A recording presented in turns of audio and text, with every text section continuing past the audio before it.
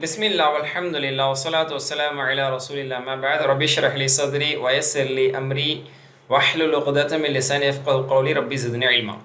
அஸ்ஸலாமு அலைக்கும் வரஹ்மத்துல்லாஹி வபரகாத்துஹு. அன்பிற்குரித்தான சகோதர சகோதரிகளே, அல்ஹம்துலில்லாஹ் அல்லாஹ்வின் கிருபையால் இரண்டாம் ஜுஸூனுடைய நிறைவின் அடிப்படையில் நாம் இரண்டு பகுதிகளாக மீள்பார்வையாக நம்ம ரிவிஷன் பார்க்குறோம். அல்ஹம்துலில்லாஹ். நேற்றைய முந்தைய தினம் திங்கட்கிழமை நம்ம 21லிருந்து 30வது பக்கம் வரைக்கும் உள்ள 10 பக்கத்தை நம்ம ரிவ்யூ பண்ண ஒரு 25 நிமிஷத்துல பார்த்தோம். மாஷா அல்லாஹ், அல்ஹம்துலில்லாஹ். அதே மாதிரி இன்ஷால்லா இப்போ அடுத்த 10 பக்கம் 31லிருந்து 40 வரைக்கும் இன்ஷால்லா ஒரு அரை மணி நேரத்துக்குள்ளே நம்ம முயற்சி செஞ்சு இன்ஷால்லா இதை நம்ம ரிவ்யூ ஒரு மீள் பார்வை இன்ஷால்லா பார்க்கலாமா? பாருங்கள், அல்ஹம்துலில்லாஹ். 31வது பக்கம் 31வது பக்கம், அதாவது ரெண்டாம் ஜுஸுடைய செகண்ட் ஹாஃப், அடுத்த அரை ஜுஸு. இதில் 4 பாயிண்டர் 31 ABCD என்ன? திருப்பொருத்தம் நாடுபவனும் தன்னையே தியாகம் செய்பவனுங்கிற ஒரு ரீதியில் ஒரு சஹாபியை பற்றி பார்த்தோம். அதுக்கு முன்னாடி ஒரு சில முனாஃபிக்கின்களை பற்றி இங்கே வருது. ஒமினன் நாசிமை யோஜிபிக்கல் கௌலு ஃபில் ஹயாத், இந்த உலக வாழ்க்கையில் உலகத்தில் ரொம்ப நயமாக பேச்சு திறமையாக நாவன்மையால் உம்மை வியப்படைய செய்யக்கூடியவர்களும் இருக்கிறாங்க, விவாதம் செய்யக்கூடியவங்களாக இருக்கிறாங்க. விளைச்சல் நிலங்கள் எல்லாம் அவங்க என்ன சொல்கிறது, பாலடிக்கிறார்கள், ஃபித்னா செய்கிறார்கள். இப்படிப்பட்டவங்க குழப்பவாதிகளாக இருக்கிறாங்க. பெருமை அவர்களை பிடித்துக் கொள்கிறது, அல்லாஹ்வை அஞ்சாமல் இருக்கிறார்கள், நரகத்துக்கு போகிறார்கள் என்றால் அதில் சில முனாஃபிக்கின்கள் நயவஞ்சர்களை பற்றி சொல்கிறான். இதில் குறிப்பாக யாராவது பின்னணியாவது இதில் இருக்காங்க. அதை இப்னு கஸீர் நம்ம பார்க்கும்போது அஹ்னஸ் பின் ஷரீக் எனக்கூடியவன் என்பவன் விஷயத்திலையும் இது இறக்கப்பட்டதாக சொல்லப்படுது. இந்த பண்புள்ள மற்றவர்களுக்கு இது பொருந்தலாம் நம்ம பார்த்தோம், ஞாபகம் வருதா? சரி, அதே தொடர்ச்சியில் தான் ஒமினன் நாஸி மயஷ்ரி நஃப்ஸப்திகா மர்தாத்தில்லா, இப்படியும் இருக்கிறாங்க சில ஜென்மங்கள். சிலர் இப்படி நல்ல மக்களும் இருக்கிறாங்க, தங்களையே அல்லாஹ்வுடைய திருப்பொருத்தத்துக்காக விற்கக்கூடிய அர்ப்பணிக்கக்கூடியவர்களும் இருக்கிறாங்க. அல்லாஹ் அப்படிப்பட்ட அடியார்கள் மீது இரக்கமுள்ளவனாக இருக்கிறான். இது ஒரு முக்கியமான சஹாபியுடைய பின்னணி. சுஹைப் பின் சினான் அர்-ரூமி ரலியல்லாஹு அன்ஹு அவர்கள் மக்காவில் மாஷா அல்லாஹ் தன்னுடைய சொத்துக்கள் செல்வங்கள் எல்லாத்தையும் ஹிஜ்ர செய்து வரும்போது அல்லாஹ்வுக்காக வேண்டிய அர்ப்பணித்து தூக்கி கொடுத்துட்டு அவங்க மார்க்கம் தான் முக்கியம்னு சொல்லி வந்தாங்க. மாஷா அல்லாஹ். ரபிஹா திஜாரா என்ன நபி ஸல்லல்லாஹு அலைஹி வஸல்லம் அவர்களை மதீனாவிலே வரவேற்றாருன்னு சொல்லி பார்த்தோம். அந்த பின்னணியில் அவங்களுக்கு இப்போ இன்ஷா அல்லாஹ் ஞாபகம் வரும். சூரா பக்ராவுடைய 207 வசனம் வரலாற்று சிறப்பு மிக்க ஒரு வசனம். அடுத்தது தீனுல் இஸ்லாத்தில் முழுமையாக நுழைங்க அல்லாஹ் தஆலா சொல்றான். யா அய்யுஹல்லதீன ஆமனூ உதுகுலூ ஃபிஸ்ஸில்மி காஃபா, இஸ்லாத்தில் முழுமையாக நுழைங்க, ஷைத்தானை பின்பற்றாதீங்க. அப்போனா என்ன அர்த்தம்? சில விஷயத்தை பின்பற்றுவது, சில விஷயத்தை புறக்கணிப்பது, இப்படி நம்ம இருக்கக்கூடாது. முழுமையான முஸ்லீமாக இருப்பவர் தான் உண்மை முஸ்லீம். சரி, அடுத்து அல்லாஹ் தஆலா கேள்வி கேட்குறான். அல்லாஹ்வும் மலக்குகளும் நேரில் வர வேண்டும் என்று தான் அவர்கள் ஆசைப்படுகிறார்களா என்று வீண் விவாதம் செய்கிறாங்க. அப்போ அல்லாஹ் தீர்ப்பளிப்பதற்காக வர வேண்டும் என்று வானவர்கள் வேதனையோடு வர வேண்டும் என்று எதிர்பார்க்குறாங்களா? அப்படி வானவர்கள் வந்தால் கதை முடிக்கப்பட்டு விடுமே என்று அல்லாஹ் தஆலா சொல்லி நீங்கள் படிப்பினை பெறுங்கள். அடுத்து 31D பார்த்தது அருட்கொடைகளை கண்டும் கீழ்ப்படியாமை. அதாவது இந்த பனி இஸ்ரவேலர்கள் செல் பனி இஸ்ராயில் கமாச்சீன மின் ஆயத்தி பையினா, பனி இஸ்ரவேல்கிட்ட கேளுங்க, எத்தனை தெளிவான அத்தாட்சிகள் அவர்களுக்கு கொடுக்கப்பட்டது. அப்படி இருந்தும் அல்லாஹ்வுடைய நியமத்துகளை மாற்றக்கூடியவர்களுக்கு கடுமையான தண்டனை உண்டு என்று அல்லாஹ் சொல்கிறான். அடுத்து 32வது வசனம், 32வது பக்கம். இந்த பக்கத்தில் 4 செய்தி 32 ABCD. 32A என்ன பார்த்தோம்? இறை நம்பிக்கை அல்லாதவர்களுக்கு இவ்வுலக வாழ்க்கையே அலங்காரமானதாக இருக்குது, அதுவே அழகாக தெரியுது. அப்போ இறை நிராகரிப்பாளர்களுக்கு ஸுய்யின லில்லதீன கஃபருல் ஹயாத்து துன்யா, இந்த உலக வாழ்க்கை இந்த இறை நிராகரிப்பாளர்களுக்கு அலங்காரப்படுத்தப்பட்டிருக்கு. ஆனால் இறையச்சம் கொண்டவர்களும் நாளை மறுமையிலே இவங்களுக்கு மேலே இருப்பாங்க, மாஷா அல்லாஹ் என்று அல்லாஹ் தஆலா சொல்கிறான். அல்லாஹ் அவர்களின் நம்மையாக்குவானாக. அடுத்து ஒன்றே குலம் என்றே முன்னோர் இருந்தனர். கானன்னா சும்மத்த வாஹித், அல்லாஹ் தஆலா சொல்கிறான். முன்னாடி ஒரு உம்மத்தாக தான் இருந்தாங்க, அதுக்கப்புறம் பல நபிமார்கள் அனுப்பப்பட்டு வழிகேடுகள் எல்லாம் வந்த பிறகு நபிமார்கள் அனுப்பப்பட்டார்கள், வேதங்கள் கொடுக்கப்பட்டது, பல்வேறு கருத்துக்கள் கொண்டு கொள்கைகளாக மதங்களாக மக்கள் எல்லாம் பிளவுபட்டார்கள் என்று அல்லாஹ் தஆலா சொல்கிறான். ஆனால் அவர்கள் எல்லாம் நேர்வழி, அவங்களுக்கு தெளிவான அத்தாட்சி வந்த பிறகுதான் பிளவுபட்டிருக்கிறாங்க. யாரும் நியாயத்தில் இல்லை, யாரும் பிளவுபட்டதில் எந்த நியாயமும் இல்லை என்று அல்லாஹ் தஆலா சொல்லி எல்லாம் நாடக்கூடியவர்களை நேர்வழியில் செலுத்துகிறான் என்ற ஒரு செய்தி அல்லாஹ் தஆலா இங்கே சொல்கிறான். 32C நம்ம பார்த்தது எந்த கஷ்டம் இல்லாமல் சொர்க்கத்துக்கு போயிட முடியுமா அல்லாஹ் தஆலா கேட்குறான். ஹஸிபத்தும் ததுகுலுல் ஜன்னத வலம்மா ஏத்திக்கும் மஸலுல்லதீன மின் கப்லிக்கும், அல்லாஹ் ஒரு கேள்வியை கேட்குறேன். என்ன, உங்களுக்கு முன்னாடி வாழ்ந்த மக்களுக்கு வந்த கஷ்ட நஷ்டங்கள், சிரமங்கள், சோதனைகள்லாம் வராமல் நீங்கள் சொர்க்கத்துக்கு போயிடலாம் நினைக்கிறீங்களா? இவ்வளோ பெரிய சிரமங்களுக்கெல்லாம் அவர்கள் ஆக்கப்பட்டார்கள், உழுக்கப்பட்டார்கள். மஜா நசுருல்லா, அல்லாவோட உதவி எப்போ வரும்னு அவங்களாம் கதிகலங்கிய நிலைமையில கேட்டாங்க. அல்லாஹ்வுடைய உதவி அருகாமையில் தான் இருக்கிறது என்று அவர்களுக்கு சொல்லப்பட்டது. அல்லாஹ்வுடைய உதவி அப்படியெல்லாம் அவங்க பார்த்தாங்க. இது அல்லாஹ் தஆலா சொல்லி 32D நம்ம பார்த்தது. எதை செலவு செய்யறதுன்னு சஹாபாக்கள் 60 வரை கேட்குறாங்க. யஸ்அலூனக மாதா யுன்ஃபிகூன், என்ன செலவு செய்யணும்னு கேட்குறாங்க. அல்லாஹ் தஆலா சொல்லி நன்மையான விஷயத்தில் பெற்றோர்களுக்காக, உறவினர்களுக்காக, அனாதைகளுக்காக, ஏழை மக்களுக்காக, வழிபோக்கர்களுக்காக நீங்கள் செய்கிறது எல்லாமே நன்மையானதுனால அவங்களுக்கு பதில் சொல்லப்பட்டது. அடுத்து 33வது பக்கத்தினுடைய ஃபர்ஸ்ட் பாயிண்டர், போர் என்பது கடமையாக்கப்பட்டது. எப்படி முந்தின 10 பக்கத்தில் வந்து நோன்பு கடமையாக்கப்பட்டது, வசியத் கடமையாக்கப்பட்டது, பலிக்கு பலி வாங்குவது கடமையாக்கப்பட்டது, அப்புறம் ஹஜ்ஜு கடமையாக்கப்பட்டது, இந்த மாதிரி நிறைய சீரீஸ் வந்தது. அதன் வரிசையில் போர் கடமையாக்கப்பட்டதை பற்றி எல்லாத்துல இங்கே சொன்னால் இதை நம்ம விரிவாக பார்த்தோம். இப்போ சுருக்கமாக நம்ம மேல் பார்வை பார்க்குறோம். அப்போது நீங்கள் விரும்பாமல் சில விஷயத்தை இருக்கலாம், அல்லாஹ் அதில் நன்மை வச்சுருப்பான். சிலது நீங்கள் விரும்பலாம், அல்லாஹ் அதில் உங்களுக்கு நன்மை இல்லாமல் இருக்கலாம்.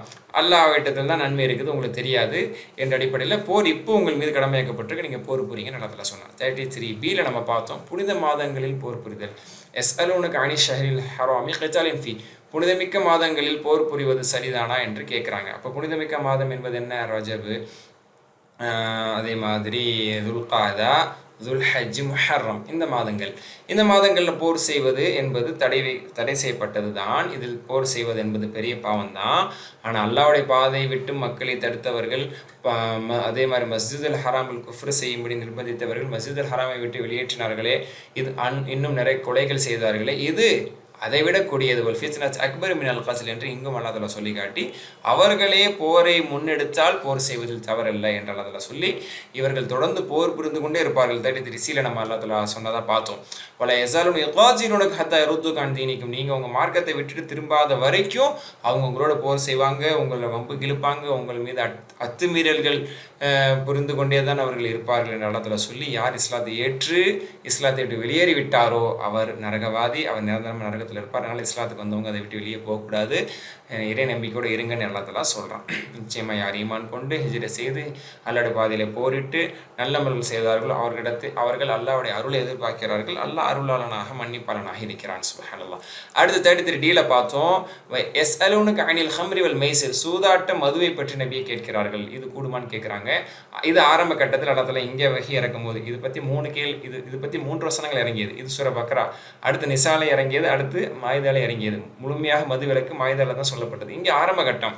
அல்லாஹ் தஆலா ஆரம்ப கட்டத்தில் என்ன சொன்னா, குல் ஃபீஹிம் இஸ்முன் கபீர் வ மனாஃபிஉ லின்னாஸ், இதில் சில பலனும் இருக்குது, ஆனால் அதிகமான கெடுதி இருக்குது, இதில் இருக்கக்கூடிய கெடுதி தான் அதிகம் என்று சொல்லி இதை தவிர்க்கும்படியான ஒரு இன்டிமேஷன் அல்லாஹ் தஆலா கொடுத்தான். இதுதான் முதல் கட்டமாக மது விஷயத்தில் வந்த அல்லாஹ்வுடைய கட்டளை. அப்புறம் 34வது பக்கத்தில் நம்ம பார்த்த செய்திகள். 34A என்ன பார்த்தோம், அனாதைகளை பற்றி இந்த சஹாபாக்கள் கேள்வி கேட்டாங்க. அவங்களை நம்ம எப்படி அனுசரிக்கணும், அவங்களும் நம்ம சேர்ந்து சாப்பிடலாமா, அவங்க சொத்தை தனியாக தான் மெயின்டைன் பண்ணணுமா, அவங்க தான் நம்ம தெரியாமல் சாப்பிட்டதா ஆயிருமோன்னு சொல்லி ரொம்ப இறைச்சத்தோடு கேட்டாங்க. சுப்ஹானல்லாஹ். அல்லாஹ் தஆலா சொல்கிறான், அவங்க விஷயத்தை நீங்கள் நலம் நாடுங்க, நீங்கள் கலந்து அவங்களோட இருந்தாலும் அவங்க உங்கள் சகோதரர்கள் தான். அதனால் நீங்கள் ரொம்ப பயந்து நீங்கள் என்ன செய்யணும்னு அவசியம் இல்லை, கணக்கு பார்க்கணும்னு அவசியம் கிடையாது, கொஞ்சம் கூட குறை இருக்கிற தப்பில்லை, உங்களுக்கு உள்ளத்தை எல்லாத்துல பார்க்குறேன்னு சொல்லி அல்லாஹ் தஆலா வல்லாஹ் யஅலமுல் முஃப்ஸித மினல் முஸ்லிம், யார் சீர்திருத்தவாதி, யார் குழப்பவாதி, யார் அயோக்கியர், யார் யோக்கியர் என்று அல்லாஹ்வுக்கு தெரியும். நல்லுள்ளம் படைத்தவங்களை அல்லாஹ் தஆலா தண்டிக்க மாட்டான், உங்களை குற்றம் பிடிச்சிட மாட்டாங்கிற கருத்தை அல்லாஹ் தஆலா சொல்லாமல் இங்கே அழகாக சொல்லி அல்லாஹ் அவர்களுக்கு வந்து ஒரு தளர்வை கொடுத்தான், நீங்கள் பயப்பட வேண்டாம்னு சொல்லி ஒரு தைரியத்தை கொடுத்தான். 34Bயில் நம்ம பார்த்தோம், இணை வைக்கக்கூடியவங்களை திருமணம் முடிக்கவே கூடாது, அவங்களை திருமணம் முடிச்சு கொடுக்கக்கூடாதுங்கிற ஒரு முக்கியமான சட்டம் பார்த்தோம். வல தன்கிஹுல் முஷ்ரிகாத்தி ஹத்தா யுமின், ஒரு முஷ்ரிக்கான பெண்ணை நீங்கள் இஸ்லாத்தை ஏற்காத வரை நீங்கள் திருமணமே முடிக்காதுங்க. அவங்க எவ்வளோ அழகில் சிறந்தவங்களாக இருந்தாலும் சரி, ஒரு அடிமை பெண் கூட உங்களை சிறந்தவள்னு ஆண்களுக்கு சொல்லி, அதே மாதிரி முஷ்ரிக்கான ஆண்களுக்கு உங்கள் இஸ்லாமிய பெண்களை திருமணம் முடிச்சு கொடுக்காதீங்க. அதுக்கு ஒரு அடிமையை கூட நீங்கள் திருமணம் முடிச்சு கொடுத்தலாம். அடிமை சிறந்தவராக இருக்கிறாரு, அவர்கள் எவ்வளோதான் செல்வத்திலும் அல்லது அழகிலும் சிறந்தவர்களாக இருந்தாலும் உங்கள் பெண்களை வந்து இணை வைக்கக்கூடிய ஆண்களுக்கு திருமணம் முடிச்சு கொடுத்துறாதீங்க. இப்படி கலப்பு திருமணம் என்று சொல்லக்கூடிய இணை வைக்கக்கூடியவர்களை திருமணம் முடிப்பது, அது ஆணோ பெண்ணோ அப்படி மாற்றி திருமணம் முடிப்பது, அந்த திருமணத்தின் மூலமாக நரகத்தை தான் நீங்கள் நாடுகிறீர்கள். அப்படி உங்களை திருமணத்திற்காக வேண்டி உங்களை மார்க்கத்தை விட்டு வரும்படி அழைக்கிறார்களே, அவர்கள் நரகத்தின் பக்கம் அழைக்கிறார்கள், அல்லாஹ் சொர்க்கத்தின் பக்கம், அல்லாஹ்வுடைய மன்னிப்பின் பக்கம் அழைக்கிறான். அல்லாஹ் ரொம்ப அழகாக சொல்லி அறிவுள்ள மக்களுக்கு சிந்தனை பெறுவதற்காக மக்களுக்கு எல்லாத்துல எப்படி தனது சட்டங்களை எல்லாம் தெளிவுபடுத்துகிறான்னு அல்லா தஆலா சொன்னான். மாஷா அல்லாஹ். 34C நம்ம பார்த்து மாதவிடாய் பற்றியும் கேட்டாங்க. சஹாபாக்கள் தான் கேட்டாங்க, வயஸ்அலூனக அனில் மஹீத், மாதவிடாய் பற்றி கேட்குறாங்க. ஏன் கேட்டாங்க? இதுக்கு ஒரு காரணம் இருக்குது. அதாவது யூதர்கள் வந்து மாதவிடாய் விஷயத்தில் இஸ்லாமியர்களுடைய சட்டத்திட்டங்களை பார்த்து ரசூலுல்லாஹ்வுடைய சட்டத்தை அவங்க கிரிட்டிசைஸ் பண்ணாங்க, விமர்சனம் செஞ்சாங்க. என்ன இவர் மாதவிடாய் காலத்தில் ஒன்றா இருக்கலாங்கிறாரு.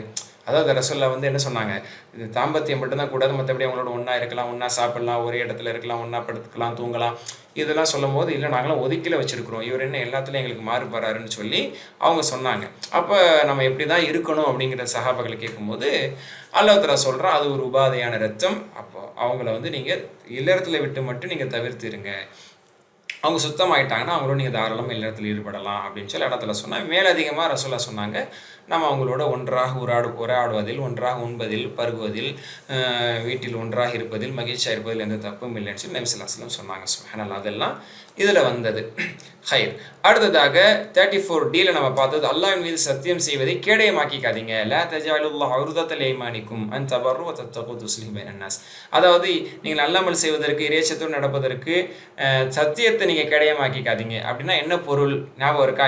என்ன சொன்ன ஞாபகம் இருக்கா? அதாவது நான் இனிமேல் இதை செய்ய மாட்டேன், இனிமேல் நான் உங்களுக்கு உதவி செய்ய மாட்டேன், இனிமேல் நான் உபரியா அல்லது ஒரு நல்ல அமலை நான் செய்ய மாட்டேன்னு சத்தியம் செய்யாதீங்க. அப்படி சத்தியம் செஞ்சுட்டு சத்தியத்தை காப்பாற்றுறங்கிற பேரில் நீங்கள் என்ன செஞ்சாகணும்? அந்த நல்ல அமலை நீங்கள் விட்டாகணும். அதனால் இப்படிப்பட்ட சத்தியத்தை முதல்ல நீங்கள் செய்யவே செய்யாதீங்க. அப்படி செஞ்சாலும் சத்தியத்தை முறிச்சிட்டு அந்த நல்ல அமலை நீங்கள் தொடருங்க, சத்தியத்துக்கு பரிகாரம் செய்யுங்க என்று அல்லாஹ் தஆலா சொல்ல வந்த செய்தி தான் இது. அடுத்து 35வது பக்கம். அதாவது வீணான கவனமற்ற பொருட்படுத்தப்படாத சத்தியத்தை கொண்டு அல்லாஹ் தஆலா குற்றம் பிடிக்க மாட்டான். மனசார நீங்கள் செய்யக்கூடிய சத்தியத்தை தான் குற்றம் பிடிப்பாங்கிற ஒரு விஷயத்தையும் பார்த்தோம், உங்களுக்கு ஞாபகம் வரும். அடுத்து 35A பார்த்து 4 மாத கால தவணை, அதாவது ஈலா அப்படிங்கிற ஒரு சட்டம் ஞாபகம் இருக்கல? இல்லது நீ உலூன மின் நிசாயிஹிம் தரப சர்பதாஷு, அதாவது தன் மனைவியோடு நான் இனி இல்லறத்தில் ஈடுபட மாட்டேன்னு சொல்லி சத்தியம் செய்வாங்க. இதுவும் சத்தியத்தில் ஒரு முறையாக இருந்தது. அதாவது மனவிலக்கு ஏற்படுத்துறதுக்காக இப்படி சொல்லிட்டு இருப்பாங்க. இப்படி காலங்காலத்துக்கு ரொம்ப நாளைக்கெல்லாம் இருந்துட்டு இருந்தாங்க. அல்லாஹ் தஆலா சொன்னால் 4 மாதம் வேணால் நீங்கள் அப்படி இருக்கலாம் ஒரு தகுந்த காரணத்துக்காக. 4 மாதத்துக்குள்ளே மீட்டிக்கிறீங்க. அப்படி 4 மாதம் தாண்டி போனுச்சுன்னா அந்த பெண்ணை வந்து தலாக் பெற்று கொண்டு செல்வதற்கு அவளுக்கு அதிகாரம் உண்டு. 4 மாதம் அந்த பெண் எதிர்பார்த்தா போதும் என்ற ஒரு சட்டத்தை அல்லாஹ் தஆலா இங்கே சொன்னால், இதுதான் ஈலா சட்டம். நம்ம விரிவாக பார்த்தோம். ஞாபகம் வரணும்னா திரும்ப நீங்கள் 35வது பக்கத்தை எடுத்து அந்த வீடியோலாம் பார்த்தீங்கன்னா ஞாபகம் வரும். ஹைர். வைன் அஸம தலாக், அதுக்கப்புறம் தலாக் செய்யணும்னு சொல்லி முடிவெடுத்து தலாக் எடுத்துட்டு அல்லாஹ் தஆலா அதை கேட்கக்கூடியவனாக நன்கறிந்தவனுக்கா அல்லாஹ்வுடைய மார்க்கத்தில் அனுமதி உண்டு. அல்ல அதுக்கு முன்னாடி 4 மாதத்துக்குள்ளே கூட நீங்கள் சேர்ந்து நீங்கள் வாழலாம், அது தலாக்காக கூட கருதப்படாது. அல்லது நீங்கள் தலாக் சொல்லி பிரிஞ்சுக்கலாம். சரி, அடுத்து தலாக்கோட சட்டம் ஆரம்பித்தது.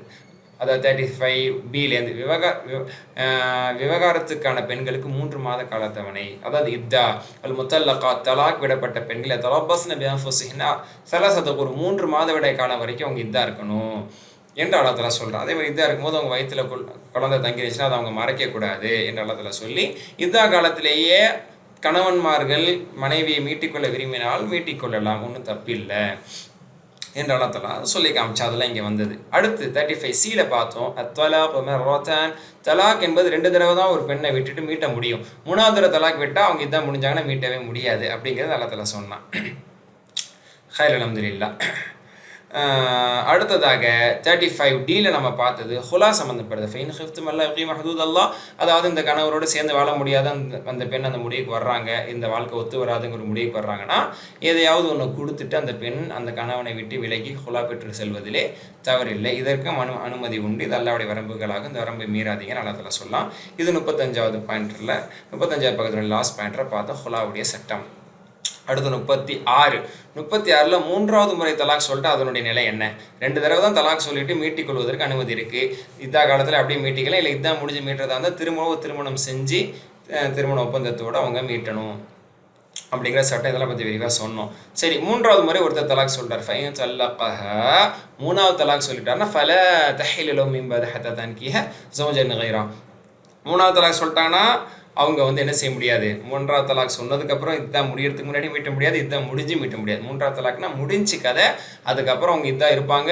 இதாக இருந்து முடிஞ்சதுக்கப்புறம் வேறு திருமணம் அவங்க முடிச்சு அந்த கணவர் தலாக் விட்டாலோ அல்லது அந்த கணவர் இறந்து விட்டாலோ அது யதார்த்தமான முறையில் இருக்கணும், இவர் முயற்சினால் இருக்கக்கூடாது. அப்படி இருந்தால் அந்த பெண் இவர் திருமணம் முடிக்கிறதுக்கு அனுமதி உண்டு என்று அல்லாஹ் தஆலா சொன்னால். இதுதான் 36A பார்த்துருப்போம். 36Bல நம்ம பார்த்து தலாக் கொடுத்தல் அல்லது முறைப்படி பராமரித்தது. பொதுவான ஒரு அட்வைஸ், அதாவது இதா தல்லக்தும் நிஸா ஃபபலக்ன அஜலஹுன்ன ஃபம்சிகுன பிமஅரூஃப் அவ் சரிகுன பிமஅரூஃப், பொதுவாக நீங்கள் தலாக் விட்டீங்கன்னா, பிரியணுங்கிற எண்ணத்தில் நீங்கள் தலாக் விட்டீங்கன்னா, எதா முடிஞ்சதுக்கப்புறம் கண்ணியமாக பிரிஞ்சிருங்க. அல்லது சேரணும்னு தோணுச்சுன்னா நல்லபடியாக குடும்பம் நடத்தணும், அவளோட சந்தோஷமாக வாழுங்கிற இதில் சேர்த்துக்கிறங்க. சேர்த்துக்கிறது அப்புறம் சித்திரவதை பண்ணுறது, அப்புறம் தலாக் வருது, அப்புறம் சேர்த்துக்கிறது அப்புறம் சித்திரவதை பண்ணுறது, இந்த மாதிரி விளையாண்டு பெண்கள் வாழ்க்கையை சீரடிக்காதீங்கன்னு அல்லத்தலாம் ஆண்களுக்கு ஒரு சட்டத்தை அல்லத்தலாம் சொன்னான். அதே மாதிரி 36 சீலையும் பார்த்துருக்கலாம். அல்லாஹ்வின் வார்த்தைகளை கேலியாக எடுத்துக்கொள்ளாதீர்கள். தத்தஹுதாயத்தில் ஹுசுவா, தலாக் விடுறது, வித்தா முடிகிற வரைக்கும் அந்த பெண்ணை கடைசி நேரத்தில் மீட்டிடுறது, அப்புறம் திரும்ப ஒழுங்காக சந்தோஷமாக வாழாமல் இருக்கிறது, அப்புறம் தலாக் விடுறது, இந்த மாதிரி என்ன செய்தாங்க, சிலர் விளையாட ஆரம்பித்தார்கள். அல்லாஹ் தஆலா சொன்னால், நீங்கள் விளையாடுவது என்பது பெண்கள் வாழ்க்கையில் மட்டுமல்ல, அல்லாஹ்வுடைய வேதத்திலே நீங்கள் விளையாடுறீங்க என்று அல்லாஹ் தஆலா சொல்லி இதையெல்லாம் கண்டித்தான் அப்படின்னு சொல்லி நம்ம பார்த்தோம். இதெல்லாம் விரிவாக நம்ம தஃசீரில் சொல்லியிருக்கிறோம். சரி, 36 டீல் என்ன பார்த்தோம்? அவர்கள் மறுமணம் முடிக்க தடையாக இருக்காதீர்கள். அதாவது وإذا طلقتم النساء فبلغن أجلهن فلا تعضلوهن أن ينكحن أزواجهن إذا تراضوا بينهم بالمعروف. அதாவது தலாக் விட்டு பிரிஞ்சிட்டாங்கன்னா ஃபஸ்ட்டு தடவை தலாக் விட்டு பிரிஞ்சதுக்கப்புறமும் செகண்ட் தடவை தலாக் விட்டு பிரிஞ்சதுக்கப்புறம் சேர்றதுக்கு அனுமதி இருக்குது. அவங்க திருமணம் இதாக்குள்ளே சேர்றதா இருந்தால் அப்படியே சேர்ந்துக்குவாங்க. இதான் முடிஞ்சு சேர்றதா இருந்தால் திருமண பந்தம் ஒன்று, திரும்ப நிக்கா ஓதி, ஹுத்பா ஓதி, திரும்ப அகுதை நிக்காலாம் செஞ்சு ஒப்பந்தம் போட்டு சேர்ந்துக்கணும். இதுதான் சட்டம், அல்லாவோட சட்டம். 3வது தடவை தலாக் விட்டதுக்கப்புறம் தான் சேர முடியாது. அந்த ஆப்ஷனை தவிர வேறு கல்யாணம் பண்ணி அவங்க வந்ததுக்கப்புறம் தான் முடிங்கிறத நம்ம சொன்னோம். சரி, இந்த முதல் திருமணமோ முதல் தலாக் பிறகோ 2வது தலாக் பிறகோ விரும்பி சேர்றாங்கன்னா குடும்ப மக்கள் நீங்கள் யாரும் உங்களை சேர்க்க விடாமல் தடுக்காதீங்க. வேணாம், இது ஒத்து வராது, நீங்கள் தடுக்காதீங்க. அவங்களுக்குள்ளே ஒரு பரஸ்பரம் வந்து நம்ம சேர்ந்து வாழலாம் நினைக்கிறாங்கன்னா அவங்கள சேர விடுங்க என்று அல்லாஹ் தஆலா சொன்னால், இது ரொம்ப ஒரு அற்புதமான செய்தி. அல்ஹம்துலில்லாஹ். இது 36 டீலை நம்ம பார்த்தோம். அடுத்து 37லையும் கிட்டத்தட்ட தலாக் விஷயங்கள் தான் தொடருது. 37வது பக்கத்துலையும் என்ன அப்படின்னா, வல்வாலிதாத் யுர்திஅன், அதாவது பால்குடி சட்டம். தலாக் செய்யப்பட்ட பெண் தன் குழந்தைக்கு பாலூட்ட அனுமதிக்க வேண்டும். அப்போ தலாக் விடப்பட்ட பெண் ஆயிட்டாங்க, அவங்க இதால் இருக்கிறாங்க, அல்லது இதான் முடிஞ்சது நிலைமையில கூட இருக்கலாம். ஒரு பச்சை புள்ள பிறந்திருக்குது, பெண், அந்த குழந்தை அவருக்கு பிறந்த குழந்தை தானே, அதனால் அந்த ஆளுக்கு பிறந்த குழந்தைக்கு நான் பாலூட்ட மாட்டேன் அப்படிங்கிற ஒரு முடிவில் நீங்கள் இருக்காதீங்க. என்னதான் உங்களுக்குள்ள பிணக்குகள் இருந்தாலும் பாலூட்டும்படியாக அந்த கணவர் உங்களிடத்தில் வேண்டிக் கொண்டால் பாலூட்டுங்க. இன்றைக்கெல்லாம் பொறுத்த வரைக்கும் இன்றைக்கி ஒரு பண்பாடு என்ன ஆயிடுச்சுன்னா, அந்த குழந்தையை தாய் தான் அதிகமாக கொண்டாடுறாங்க. என்றைக்குமே தாய் தான் வச்சுக்க நினைக்கிறேன். அந்த காலத்தில் பொறுத்த வரைக்கும் அது அவருக்கு பிறந்தது தானே. ஏன்னா அன்றைக்கி கல்யாணங்கள் சர்வசாதாரணமாக இருந்துச்சு. சர்வசாதாரணமாக இதை நான் தஃசீர் கிளாஸில் கூட சொல்லியிருந்திருப்பானா ஞாபகம் இல்லை. அதாவது ஆண்களும் வந்து அப்படி இப்படி தலாக் விட்டுட்டு அடுத்தது திருமணம் முடிக்கிறதுங்கிறது ரொம்ப சர்வசாதாரணமாக இருந்துச்சு. பெண்களும் இதான் முடிஞ்சப்பறம் டக்கு அடுத்த கல்யாணத்தை பண்ணிக்கிடுவாங்க. தகுந்த காரணமோ தகுந்த காரணம் இல்லையோ அதெல்லாம் வேற. எப்படி எந்த கேஸில் இருந்தாலும் அது சர்வசாதாரணம். தலாக் விடுறது ஒரு காரணத்துக்காக, அடுத்தடுத்து அந்த கணவன் வேற கல்யாணம் பண்ணுறது, அதாவது ஒரே நேரத்தில் 2 மனைவி 3 மனைவி 4 மனைவிங்கிறதுலாம் சர்வசாதாரணமாக இருந்துச்சு. அதே மாதிரி ஒரு தலாக் விடப்பட்ட பிறகு அடுத்தடுத்த கல்யாணத்தை பண்ணிட்டு அடுத்து போயிட்டே இருப்பாங்க. இன்றைக்கி தான் வந்து அடுத்த கல்யாணங்கிறதே ஒரு பெரிய விஷயம். மறுமணமா, புள்ள பத்ததுக்கு அப்புறமா மறுமணம் முடிக்க போது அந்த பொம்பளை அப்படின்னு எல்லாரும் பேசுவாங்க. அது அவங்களுக்கு தான் அந்த சிரமங்கள் தெரியும். சரி, திரும்ப விஷயத்துக்கு வரேன். அப்போ அந்த காலத்துலாம் பொறுத்த வரைக்கும் ஒரு குழந்தை பிறந்துச்சு அப்படின்னா அது அவருக்கு பிறந்த குழந்தை அப்படிங்கிற மாதிரி பார்ப்பாங்க. சில நேரங்கள் அந்த மாதிரியான சில வெறுப்புணர்வும் ஏற்படுவதற்கு வாய்ப்பு உண்டு. அவங்க பட்டிருக்கிறாங்க, நிறைய சிரமங்களை அனுபவிச்சிருக்காங்க அப்படின்னு சொன்னால். ஏன்னா இவங்க அடுத்த வாழ்க்கையை பார்க்கணும். இன்றைக்கி தான் வந்து என் குழந்தை நான் இருந்துக்கிறேன் கடைசி வரைக்கும், எனக்கு அடுத்த கல்யாணம் வேணான்னு ஒரு சபதத்தை இன்றைக்கி பெண்கள் எடுத்துடுறாங்க. அதில் சிலர் நல்ல முறையில் இருக்கிறவங்களும் இருக்காங்க, அல்லாஹ் பாதுகாக்கணும். அதில் நிறைய பேர் வழி தவறக்கூடியவங்களும் இருக்கிறாங்க, அல்லாஹ் பாதுகாத்தவர்களை தவிர. ஆனால் அன்னைக்கு பொறுத்த வரைக்கும் அப்படிலாம் இல்லை. ப்ராக்டிக்கலான லைஃப், அடுத்த வாழ்க்கையை நம்ம பார்ப்போம். அப்படிங்கும்போது அவருக்கு பிறந்த குழந்தை அது அவரோட போயிடும் அப்படிங்கிற மாதிரி இருந்தது. விரும்பினவங்க தன்னோட வச்சுக்கிட்டவங்களும் இருக்கிறாங்க. சரி, திரும்ப இது நின்றுகிட்டே போகுது, விஷயத்துக்கு வர்றேன். அப்படி இருக்கும்போது வந்து அவருடைய பிள்ளைக்கு நான் பால் ஊட்ட மாட்டேன் அப்படிங்கிற மாதிரி நீங்கள் வீம்பெல்லாம் காட்டாதீங்க. நீங்கள் இப்படி தெரிஞ்சிருக்கிறீங்கல்ல, அதனால் அவர் வந்து அதுக்கான கூலி உங்களுக்கு தருவார். அதுக்கான பணத்தை நீங்கள் வாங்கிட்டு கூட தாராளமாக என்ன செய்யலாம். இதுக்கு பணமா அப்படின்னு நம்ம இதை யோசிக்கக்கூடாது. அதெல்லாம் அனுமதித்தது. ஏன்னா அவருடைய குழந்தை தானே அது, தலைக்கு விட்டுட்டார்ல, இப்போ 1 year ஆகிட்டார்ல, சரி ஓகே, அதுக்கு நீங்கள் பால் ஊட்டுங்க. அல்லாஹ் அதெல்லாம் சொல்லி காட்டுறான். அல்ல அளவுக்கு மேலே சோதிச்சிட மாட்டான் யாரையுமே. அந்த அடிப்படையில் அவர் முடிஞ்ச அளவுக்கு நீங்களும் ஒரு செலவுக்கு பணத்தை கொடுத்து அவங்கள பால் விட்ட சொல்லுங்கள் என்ற அளவுலாம் இதில் வந்து சொல்லி காட்டுறான். அடுத்து 37 பிலேயே பார்த்துருப்போம். பரஸ்பர சம்மந்தத்தோடு பால் விட்டதை நிப்பாட்டிக்கவும் செய்யலாம். ஒரு குறிப்பிட்ட ஸ்டேஜ் வந்துருச்சு, டைம் வந்துருச்சு, ஓகே இதோடு நிப்பாட்டிக்கிறோம், இல்லை நான் வேறு பெண்ணை வச்சு நான் வேறு செவிலித்தாய் வச்சு பால் ஊட்டிக்கிறேன்னு சொல்லியோ, அல்லது நானே பார்த்துக்கிறேன்னு சொல்லி அவர் பேசி, அவரும் இவங்களும் சேர்ந்து பேசி, அல்லது குடும்ப நபர்களாக இருந்து பேசி அவங்களுக்குள்ள பரஸ்பரத்தோட அவங்க என்ன செஞ்சுக்கலாம், பால் ஊட்டுதலை நிறுத்திக் கொள்வதிலும் தவறல்ல. இதை நல்ல முறையில் இது இருக்கணும் அப்படின்னு அதில் சொல்கிறான். 37 சீவில் பார்த்தோம் விதவை பெண்கள், அதாவது கணவன் இழந்த பெண்கள் 4 மாதம் 10 நாள் இதாக இருக்கணும். இதில் விதிவிலக்கே கிடையாது. சின்னவ, பெரியவ, குமரி, அதாவது என்ன சொல்வது, கிழவிங்கிற வேறுபாடே கிடையாது. எல்லாருக்கும் அது ஒரே சட்டம் தான். இன்றைக்கி சமுதாயத்தில் இதில் நிறைய தவறு நடக்குது. 40 நாள் மட்டும் இதாக இருக்கக்கூடிய தவறுகள் நடக்குது. இதை பற்றி தஃப்சீர் கிளாஸில் நான் சொல்லியிருக்கிறேன்.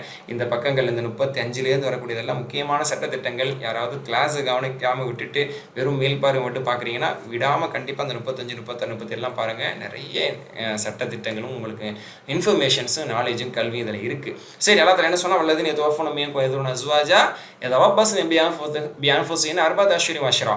கணவனை இழந்த பெண்கள் 4 மாதம் 10 நாட்கள் இதாக இருக்க வேண்டும். இதில் எந்த மாற்று கருத்தும் இல்லை. 37D நம்ம கடைசியாக பார்த்தது என்ன அப்படின்னு சொன்னால், இதாக இருக்கக்கூடிய பெண்ணோடு திருமண ஒப்பந்தம் எப்படி பேசலாம் அப்படின்னா, அல்லாஹ் தஆலா சொன்னால் நீங்கள் வந்து மறைமுகமாக பேசலாம், ஜாடை மாடியாக பேசலாம், அல்லது குடும்ப நபர்கள்ட்ட நீங்கள் ஜாடை மாடியாக அந்த மாதிரி பேசலாம். அந்த பெண்ணுக்கு தெரியப்படுத்துகிற மாதிரி நீங்கள் ஜாடை மாடியாக செய்யலாம், தப்பில்லை.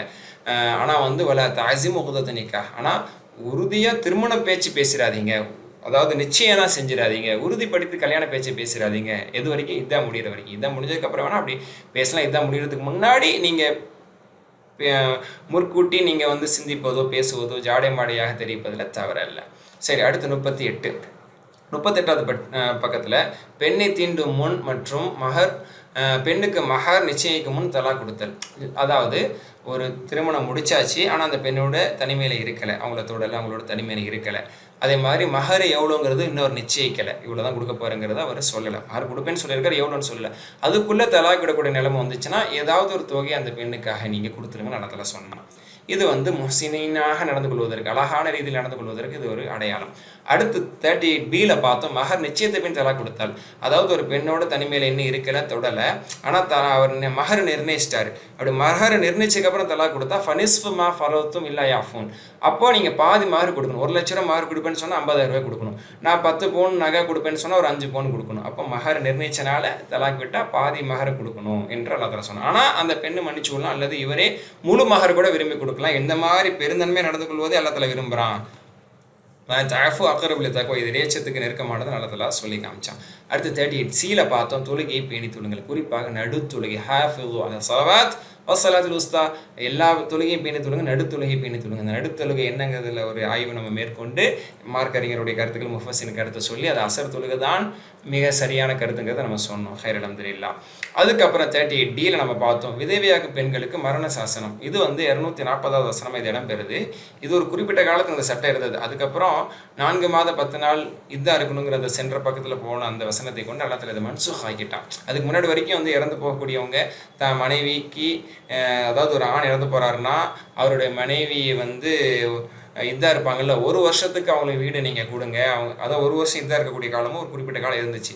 நீங்கள் அவங்களுக்கு இருப்பிடத்தை கொடுங்க, வசதி வாய்ப்பு ஏற்படுத்தி கொடுங்க, செலவு கொடுங்கன்னு வசியம் செய்யக்கூடிய ஒரு வழிமுறை என்பது மூத்தா போகும்போது அப்படி ஒரு வழிமுறை இருந்தது. அல்லாஹ் தஆலா அதை அனுமதித்து இருந்தால் ஒரு குறிப்பிட்ட காலம் வரைக்கும். அதுக்கப்புறம் 4 மாதம் 10 நாள் தாங்கிற இதாக ஆனதுக்கப்புறம் இப்படி வசியம் செய்யணுங்கிற அவசியம் கிடையாது. 4 மாதம் 10 நாள் அவங்க இதாக இருப்பாங்கிற புது சட்டம் தான் நடைமுறைப்படுத்தப்பட்டு இன்னி வரைக்கும் கியாமத் வரைக்கும் அதான் இருக்க போகுது.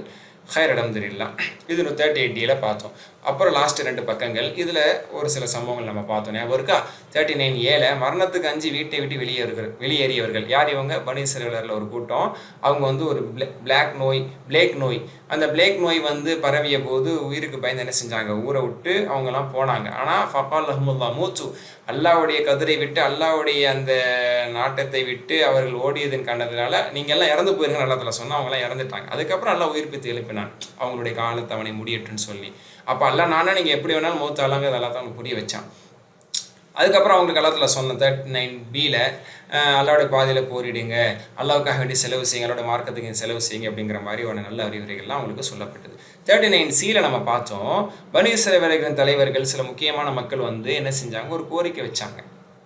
என்ன கோரிக்கை வச்சாங்களும் சரி, பனி இஸ்ரவேலர்கள் வந்து மூசாவுக்கு பிறகு அவங்க வந்து என்ன செஞ்சாங்க? இது காலி நபி இல்லஹும், அவங்களுடைய நபியிடத்தில் வந்து சொன்னாங்க. அந்த நபியுடைய பேர் என்ன, இதனுடைய பின்னணி என்ன எல்லாம் நான் சொன்னேன், ஞாபகம் இருக்கணும், இல்லைனா நீங்கள் எல்லாம் தான் என்ன செய்யணும், எடுத்து பார்க்கணும். சரி, ஓகே. அப்போ அந்த நபியிடத்தில் சொன்னாங்க, எங்களுக்கு ஒரு அரசரை நீங்கள் அனுப்ப சொல்லுங்கள், அந்த அரசரின் தலைமையின் கீழே நாங்கள் போர் செய்கிறோம் என்று அவங்க சொன்னாங்க. நீங்கள் போர் செய்யாமல் போயிட்டா என்ன செய்யறதுன்னு அந்த நபி கேட்டாங்க. ஏன்னா பனி இஸ்ரவேலுடைய குணம் தெரியும் அவங்களுக்கு. அவங்க சொன்னாங்க, நாங்கள் எப்படி போர் செய்யாமல் போவோம், நாங்கள் ஊரை விட்டு வீடுகளை விட்டு வெளியேற்றப்பட்டிருக்கிறோம், நாங்கள் கண்டிப்பாக போர் செய்வோம், எங்களுக்கு தகுதியான ஒரு அரசரை நீங்கள் நியமிக்க சொல்லுங்கள் அல்லாட்ட சொல்லிட்டு அவங்க சொன்னாங்க. அதே மாதிரி அல்லா தஆலா நியமித்தான், அந்த நபிகிட்ட சொன்னான். அப்போ அந்த நபி சொன்னாங்க, தாலூத் என்பவரை அரசனாக அல்லாஹ் உங்களுக்கு, போர் தளபதியாக அரசனாக உங்களுக்கு அல்லா தஆலா நியமிச்சிருக்கிறான் என்று சொல்லும் பொழுது, தாலூத்துக்கு பெரிய அதிகாரம்லாம் கிடையாதே, அவர் எங்களை விட அவர் எங்களை விட பொருளாதாரத்தில் பெரியவர் கிடையாது என்று சொல்லி அவரை ஏளனமாக கருதினார்கள். ஆனால் அல்லாஹ் அவருக்கு கல்வியை கொடுத்துருந்தாங்கிறது அல்லா தஆலா சொல்லி காட்டுறான். ஹைர் அல்ஹம்துலில்லாஹ். 39D நம்ம பார்த்தோம். கடைசியாக 40வது பக்கத்தில் இது எல்லாமே முடிவுக்கு வந்தது. அதிகாரத்தின் அடையாளமாக தாபூத் பேழை. அப்போ அந்த தாலூத் எனக்கூடிய அரசர் அல்லாஹ்வால் தேர்வு செய்யப்பட்ட ஒரு அரசர் தான், அவர் தகுதியான ஒரு அரசர் தான் என்பதற்கான ஒரு சான்றாக அல்லாஹ் என்ன செஞ்சால் வானத்திலிருந்து ஒரு பெட்டி இறக்கணும், பேழை இறக்கணும். அதில் பக்கியத்து மிம்மா தரக்க ஆலு மூசா ஆலு ஹாரூன் அலைஹிஸ்ஸலாம், மூசா அலைஹிஸ்ஸலாம் அவர்கள் பயன்படுத்தி, அவர்கள் குடும்பத்தார்கள் பயன்படுத்திய சில பொருட்கள் எல்லாம் இருந்தது. அதை வானவர்கள் சுமந்து கொண்டு வச்சாங்க. அப்போ அதை பார்த்ததுக்கப்புறம் தான் இவங்களுக்கெல்லாம் ஒரு நம்பிக்கை தாலூத்தை முழு மனசோடு ஏற்றுக்கிட்டாங்க. சரி, அப்போ தாலூத் என்ன செய்கிறாங்க, படையை கூட்டிகிட்டு போகிறாங்க. ஃபலம்மா ஃபாஸால தாலூத் பில் ஜுனூத், இந்த படையை, இந்த பனி இஸ்ரவேலர்கள் படையை கூட்டிகிட்டு தாலூத் போர் செய்வதற்காக போகும்பொழுது ஒரு இன்ஸ்ட்ரக்ஷன் கொடுத்தாங்க. இடையில ஒரு நதி வரும், அது ஆற்றிலும் போர்க்களத்திலும் பின்னடைவு. அப்போ அதில் என்ன இன்ஸ்ட்ரக்ஷனாக, அந்த நதியை நம்ம கடந்து போகும்போது தண்ணி அள்ளி நல்லா குடிக்கக்கூடாது, ஏதோ ஒரு மிடர் மட்டும் இப்படி நம்ம குடிச்சிக்கலாம், ஃபுல்லாக குடித்தவங்க என்னை சார்ந்தவர் அல்ல என்று சொன்னாங்க. ஆனால் என்ன நடந்தது, ஃபஷரிபு மின்ஹும் இல்லா கலீல மின்ஹும், ஒரு சிலரை தவிர நிறைய பேர் என்ன செஞ்சுட்டாங்க, நிறைய குடிச்சிட்டாங்க. அதனால பின்னடைவு அடைஞ்சிட்டாங்க, அவங்களுக்கு தைரியம் இழந்துட்டாங்க, வீரத்தை இழந்த கோழைகளாக அவங்க ஆனாங்க. ஆனாலும் ஒரு சிலர் காலத்தில் நல்ல ஈமான கொடுத்துருந்தான், அவர்களுடைய பிரார்த்தனை வெற்றியும் சொல்லி நம்ம 40C பார்த்தோம். அவங்க நம்ம அல்லாஹ்வை சந்திக்க போகிறோம், ஒரு குறைவான படை, சிறிய படை பெரிய படையை வென்றதில்லையா அப்படின்லாம் சொல்லி அல்லாஹ் இடத்துல காலு ரப்பனா அஃப்ரிக் அலைனா சபரா, எங்களுக்கு சபரத்தா அப்படின்னு சொல்லி அவங்க துவா செஞ்சாங்க. அல்லாஹ் அவங்களுக்கு வெற்றி கொடுத்தான். ஃபஹஸமுஹும் பிஇذنில்லாஹ், அல்லாஹ்வுடைய உதவியை கொண்டு அவர்கள் போர் செய்தார்கள், வென்றார்கள், வீழ்த்தினார்கள். வகஸல தாவூது ஜாலூத்த, தாவூத் அலைஹிஸ்ஸலாம் அவர்களும் அதில் இருந்தார்கள். தாவூத் அலைஹிஸ்ஸலாம் அவர்கள் எதிர் அணியில் இருந்த ஜாலூத் எனக்கூடிய அந்த அரசனை, அந்த முஷ்ரிக்கை, இணை வைக்கக்கூடிய அந்த எதிரியை அவர்கள் கொலை செய்தார்கள். அல்லாஹ் தஆலா முல்கையும் ஹிக்மத்தையும், அதாவது அரசாட்சியையும், அதாவது தாலூத் தானே அரசராக இருந்தார், அந்த அரசாட்சியையும் அப்புறம் ஒரு நபியாகவும் ஹிக்மத் நபித்துவத்தையும் தாவூத் அலைஹிஸ்ஸலாம் கொடுத்து அவர்கள் நபியாக அல்லாஹ் தஆலா தேர்வு செஞ்சால். இதை பற்றி நம்ம பார்த்தோம். கடைசியாக 40D நம்ம பார்த்தோம் விரட்டு வழிமுறை. அதாவது வலவுல தஃபுல்லாஹி நாஸ பஅதுஹும் லிபஅதில் லஃபஸதத்தில், அல்லாஹ் சிலரை கொண்டு சிலரை தடுக்காவிட்டால், அல்லாஹ் சிலர் வச்சு சிலர் தடுக்கிறான், சிலர் வச்சு சிலர் எதிர்க்கிறான், சிலர் வச்சு சிலரை போர் செய்ய வைக்கிறான். இப்படி அல்லாஹ்வுடைய ஏற்பாடு இல்லாட்டி அவங்கவுங்க அத்துமீறி என்ன செஞ்சிருவாங்க, உலகத்தில் ஃபித்னா செஞ்சிருவாங்க. ஆனால் சிலரை அல்லாஹ் தஆலா என்ன செய்கிறான், சிலரை கொண்டு சிலரை அடக்குகிறான், சிலரை அல்லாஹ் தஆலா ஒடுக்கி வைக்கிறான் என்று அல்லாஹ் தஆலா சொல்லி சில்க ஆயத்துல்லாஹ், இது அல்லாஹ்வுடைய வசனங்களாக நத்லுஹு அலைக பில் ஹக், நபியை உம்மீது சத்தியத்தை கொண்டு நாம் ஓதி காட்டுகிறோம், இதை நீங்கள் மக்களுக்கெல்லாம் எடுத்து சொல்வதற்காக. இன்னக லமினல் முர்சலீன், நிச்சயமாக நீர் நமது உண்மையான தூதுவர்கள் ஒருவராக இருக்கிறீர், உண்மை பின்பற்ற வேண்டும் என்பது இந்த மக்கள் அனைவர் மீதான கடமை என்று அல்லாஹ் தஆலா சொல்லி முடிக்கக்கூடியதான் இதனுடைய பின்னணி. அல்ஹம்துலில்லாஹ், அல்லாஹ்வுடைய கிருபையால் 2ஆம் ஜுஸுனுடைய 2ஆம் பகுதியை பார்த்துட்டோம். 2 நாள் முன்னாடி முதல் 10 பக்கத்தை ஒரு ரீகேப் பார்த்தோம். இன்றைக்கி அடுத்து 10 பக்கம் 31 to 40 பார்த்துட்டோம். இப்போ 2 ஜுஸும் மாஷால்லா தரோவாக நம்ம ரிவைஸ் பண்ணிட்டோம், வீல்பாரு பண்ணிட்டோம். இந்த 2ஆம் ஜுஸும் நம்மளுடைய மனசில் நல்லபடியாக பதிஞ்சிருக்கணும். இது நம்மளுக்கு வீடியோவில் இன்ஷா அல்லாஹ் இது யூடியூப்லேயே ஆட் ஆயிரும், அதுக்கப்புறம் நம்ம பின்னாடியும் இன்ஷா அல்லாஹ் பார்த்துக்கலாம். இப்போ நம்ம நாளைக்கு ஒரு என்ன சொல்கிறது, ஒரு ஃபிங்கர் டிப்ஸில் இந்த 20 பக்கத்தில் இருக்கக்கூடிய பாயிண்டரை மட்டும், இப்போ தஃப்சீராகவே நம்ம ரிவிஷன் பண்ணோம்ல, அப்படி இல்லாமல் இதை விட சுருக்கமாக பாயிண்டரை மட்டும் பார்த்து அப்படி என்ன சொல்கிறது, 20 பக்கத்துக்கு 4 பாயிண்டர் அப்படிங்கும்போது கிட்டத்தட்ட 80 பாயிண்டர் வரும் இந்த ஜுஸுக்கு. அப்போ அந்த 80 பாயிண்டர் அப்படியே கடன்னு பாயிண்டரை மட்டும் நம்ம வசனத்துக்குள்ளே போகாமல் பாயிண்டரை மட்டும் ரிவைஸ் பண்ணிவிட்டு உங்களுக்கு நான் டைம் தரேன் இன்ஷா அல்லாஹ். நாளைக்கு நீங்கள் உங்களுடைய சந்தேகங்கள், கேள்விகள் இதெல்லாம் இன்ஷா அல்லாஹ் நீங்கள் கேட்கலாம். அதே மாதிரி உங்களுடைய கருத்துக்கள், ஃபீட்பேக்ஸ் எதுவும் சொல்கிறதா இருந்தாலும் இன்ஷா அல்லாஹ் சொல்லலாம். அந்த மாதிரி நம்ம நாளைக்கு வியாழக்கிழமையே நம்ம அதை பார்ப்போம். அல்லாஹ் அருள் புரிவானாக. சுப்ஹானக்கல்லாஹு வபிஹம்திக அஷ்ஹது அல்லா இலாஹா இல்ல அன்த அஸ்தக்ஃபிருக வ அத்தூபு இலைக். அஸ்ஸலாமு அலைக்கும் வரஹ்மத்துல்லாஹி வபரகாத்துஹு.